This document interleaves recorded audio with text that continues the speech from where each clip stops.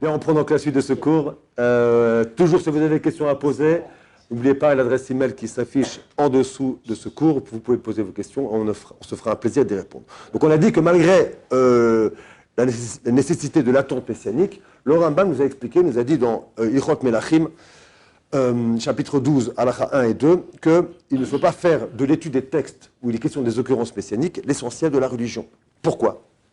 Parce qu'en réalité, et c'est un petit peu ce qui répond à ta question, c'est quoi l'attente messianique? Ben, l'attente messianique, c'est un petit peu ce que dit le Rambam ici, c'est-à-dire que on a une mitzvah, Tzipita Yehoshua, on a une mitzvah d'attendre la délivrance, et malgré tout, on ne doit pas faire de l'étude des textes qui parlent de la délivrance l'essentiel.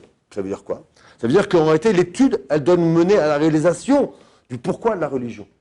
Par exemple, à travers la halakha, à travers le moussar, à travers les domaines qui justement me permettent moi de faire passer en pratique ce qui est la dimension messianique. Mais la rêver comme ça, de manière lointaine, ou même avec un grand ioun, c'est-à-dire une étude approfondie des textes, finalement, c'est resté toujours, on pourrait dire, toujours plus beau de rêver une œuvre que de la réaliser. Alors, donc, dire Rambam, non, ça ne va pas être l'essentiel. L'essentiel, c'est le date. Et le date, la religion, c'est de dire, voilà, il faut créer maintenant les conditions d'émergement du Messie. En plus, nous avait rappelé la Rambam là-bas, dans ce texte-là, c'est que les choses, on ne sait pas dans quel ordre vont se passer. On ne sait rien non plus sur la nature des événements messianiques exactement. On a des textes prophétiques, des textes dans la Gemara, ainsi de suite. Mais il y a beaucoup il existe beaucoup d'avis contradictoires, pardon, et aussi, très important, il y a une Gemara dans le Talmud Babli, de Babylone, Sanhedrin 97b, qui dit que explose la tête ou le cerveau, l'esprit de tous ceux qui s'amusent à calculer la fin des temps. À faire des pronostics en vue d'interpréter les textes pour déterminer la date à laquelle les événements vont se réaliser. Pourquoi? Parce qu'effectivement, on peut craindre, il y a un texte connu du Rav, un témoignage connu du Rav Shach, qu'il a dit clairement aussi à son époque, où il a vécu aussi... comme nous aujourd'hui en Israël, des événements politiques difficiles, des événements politiques difficiles, ce qui fait que tout le monde crie effectivement au Messie, avec la guerre avec Saddam Hussein, et ainsi de suite, il y a eu beaucoup de choses qui ont fait que. Et à plusieurs reprises, il a répété l'idée que faire des prédictions qui peuvent ne pas se réaliser, finalement, c'est prendre le risque que les croyants abandonnent la foi. Et bon, et que finalement, on retombe dans le travers qu'avait condamné le Rambam, à savoir que dit le Rambam, celui qui ne croit pas à l'espérance messianique, il s'appelle un hérétique. On a l'obligation de le détester. Mais alors attends, si maintenant moi, à force de faire de l'effervescence, du bouillonnement, de l'ébullition messianique, et que finalement les choses ne se passent pas, est-ce que je ne prends pas le risque finalement que ceux qui étaient prêts à entendre le message de la Torah ou à revenir à leur source, finalement on voit que j'ai dit, mais attends, c'est des farfelus. En réalité on parle, mais en réalité il ne se passe rien. Donc il y a un risque effectivement de faire de ça l'essentiel. Excuse-moi, je finis juste encore avec ça, après je te laisse la parole. Et puis même, on pourrait même en arriver, parce que c'est ça la crainte dont parle le Rambam, dans le Père Ekhelek, pourquoi on va détester celui qui ne croit pas au deuxième fondement de la foi? C'est-à-dire parce qu'en fait, finalement, qu'est-ce qu'il fait? Il remet en cause, il se moque de la finalité même de la création, du but même de la création, du pourquoi de la création humaine, la finalité historique, ainsi de suite. Donc, on prend ce risque-là quand on fait de l'événementiel messianique, si on peut dire. Toujours est-il que, d'autant qu'il y a une Gemara très intéressante, toujours dans Sanhedrin 97a, donc une page juste avant, et c'est aussi un Torah Zev du Rav Zev Dov Soloveitchik, page 181, qui nous dit que le Mashiach peut se dévoiler à n'importe quel moment.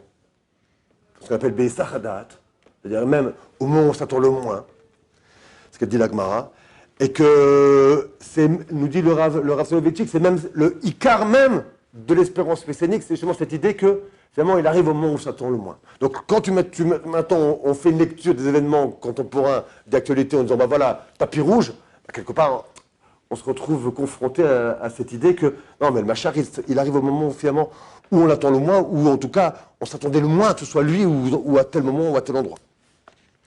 Donc, la question se pose, et maintenant je vais tester la parole, de savoir comment on va lire donc, la résurgence dans l'actualité, en particulier de celle des dernières années, on pourrait dire même depuis avant la Shoah. Bon, c'est vrai que la Shoah, elle a fait apparaître on va dire, à la face du monde entier, à la face de l'universel.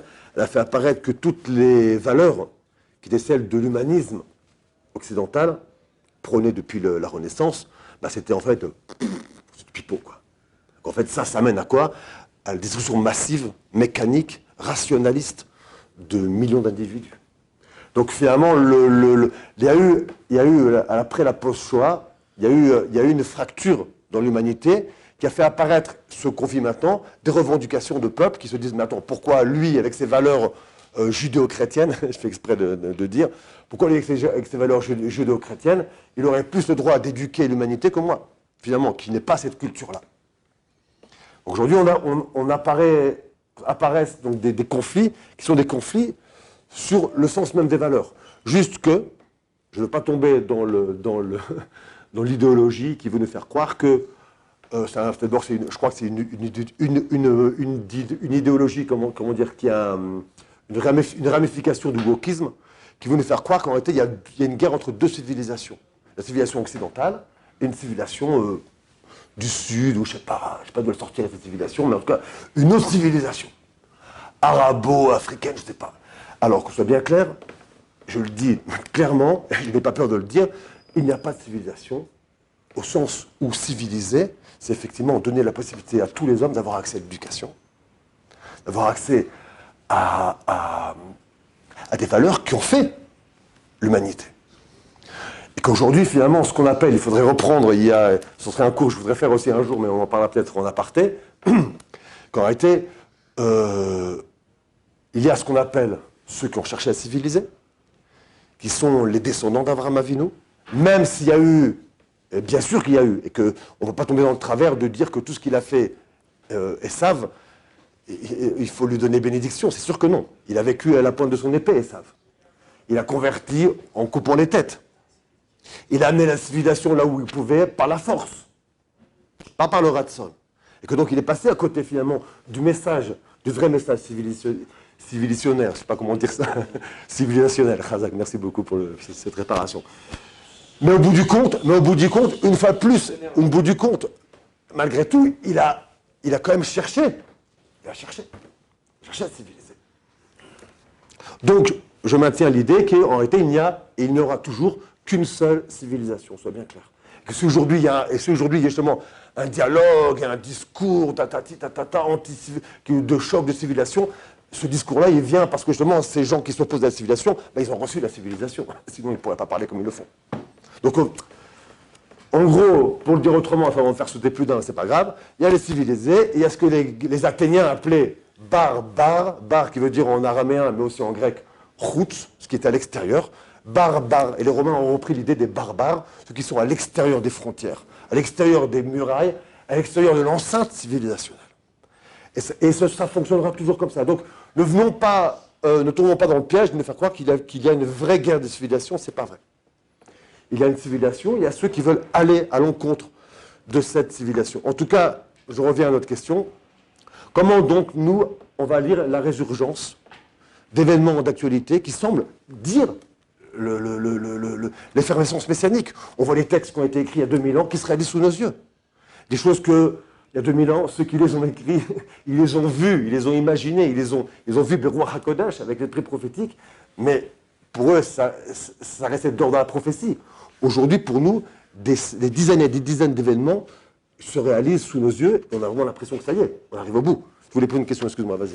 Oui, j'en ai deux. Ah, vas-y, deux en un. Désolé. Non, Bécasse. La première, c'est est-ce que du coup, ça ne viendrait pas à repousser l'événement messianique de donner des dates? Repousser, je sais pas, non, parce que c'est... C'est qui est comme ça, je me souviens plus d'où est-ce que je l'avais lu, mais... Ouais, alors justement, tu sais que peut-être que... Vas-y, pose la deuxième question. Ouais, et la deuxième... ça va me revenir. Alors, pour répondre à tes questions, le Rav Dessler, il dit la chose suivante.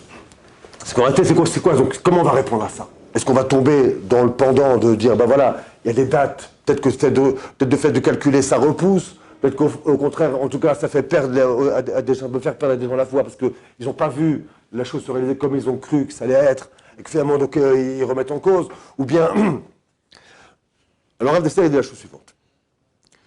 Hashem Itbarach, Mitnaheg, le Rav d'Esther, il est dans Mirtav Eliyahu, tome 2, page 51. Hashem Itbarach, Mitnaheg im Israël, Mida Keneged Mida. Hashem se conduit avec Israël, Mida Keneged Mida, c'est-à-dire en miroir, en effet de miroir.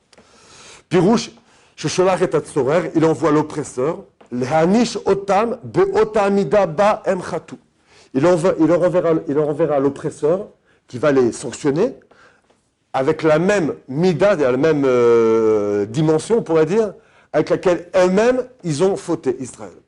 La reine, à Mistakel, Bipne Atzorerim, Yochol legalot bahem et ro'a midot atzmo. Donc celui qui va regarder maintenant, c'est quoi les décrets, c'est quoi les agissements des oppresseurs d'Israël, dit le Rav d'Esther un truc incroyable.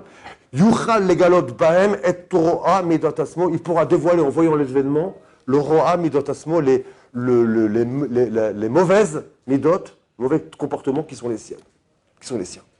Péléplaïm. Donc ça veut dire qu'en réalité, les événements d'actualité qui viennent dire qui viennent faire écho au texte messianique, que ce soit ceux de la prophétie ou ceux de la tradition, en réalité, on pourrait dire que les Névi'im et les sages, eux, ils ont vu qu'effectivement, il existerait certaines régions du monde, comme la Russie, avec l'Ukraine, comme, bien entendu, tout ce qui est autour d'Eretz Israël, ça c'est une évidence, mais aussi certaines dates, comme Pessah, Sukkot, Hoshana Rabbah.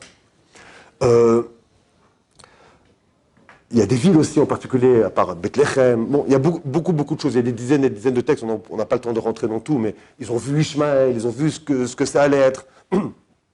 En réalité, qu'est-ce qu'ils ont vu? Ils ont vu, pas uniquement des événements, une fois de plus, je parlais tout à l'heure au cours précédent de Reshut Harabim, Torah de Reshut Harabim, pas uniquement des événements objectifs.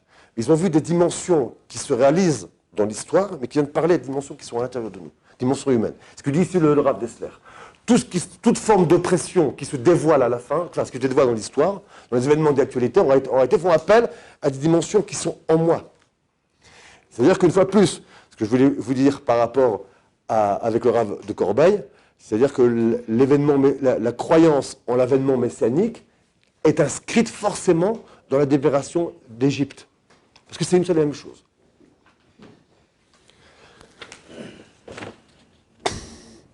Et je finis avec ça, et après on passera à la suite la prochaine fois. J'ai dit comme ça, qu'en réalité, les prophètes et les sages nous ont transmis, si on peut dire, ce qu'ils ont vu des formes qu'allait prendre cet effet de miroir d'Israël avec les îles. Ils ont vu les formes que ça allait prendre. Seulement, comment ils allaient le dire maintenant? Ils n'allaient pas parler de Poutine ou machin, donc ça s'est exprimé sous une forme métaphorique, on n'a pas d'autres mots en français, en tout cas, où ils vont exprimer, dans leurs mots à eux, les différentes dimensions incarnées par les empires de l'exil, par les différentes malchouyot de l'exil. Et par exemple, on le sait, il y a un Maharal de Prague que j'invite à lire pour ceux qui lisent en hébreu, dans Der Chaim, dans son pirouche sur le Pirkei Avot, son commentaire sur Pirkei Avot, page 24a au tout début et page aussi 204a, le Maharal, là-bas, il explique que chacune des malchouyot, en réalité, elle exprime aussi une dimension propre à l'existence humaine.